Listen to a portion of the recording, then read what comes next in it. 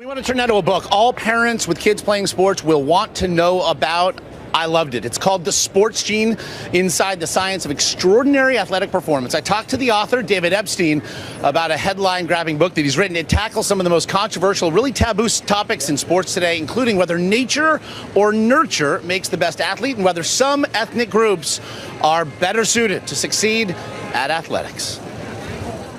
In Kenya, we're used to thinking of all Kenyans as being great runners, but really, when I visited, it's one tiny tribe that makes up 10 to 12% of the population there, the Kalenjin tribe, that produces the vast majority of the good runners. This is a Kalenjin phenomenon, not Kenyan. And one thing that they happen to have is their ancestry is at low latitude, hot and dry climate. They have extremely long limbs proportional to their body size. And that's an evolutionary adaptation for cooling. So what had been a taboo subject, that certain ethnic groups are genetically predisposed to athletic superiority, really it's more that there's an evolutionary fluke, that there's something that allowed people to get by that then can be applied athletically. Absolutely, and it means they're worse for some other things. So people with northern latitude ancestry, you and I, Europeans, Michael Phelps, have longer torsos, which is like the long hull of a canoe, so that's better for swimming. He has extremely short legs.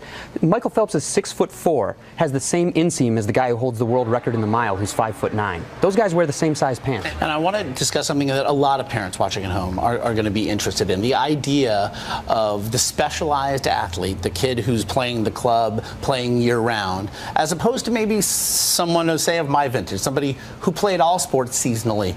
What did you find makes the best athlete? So there's some evidence that in certain sports, gymnastics, some evidence for golf, that early specialization helps. In other sports, it looks like acquiring a range of experiences and skills through your teen years actually benefits athletes later on. You look at a guy like Steve Nash, right? One of the most skilled basketball players who ever lived. Didn't get a basketball until he was 13 years old.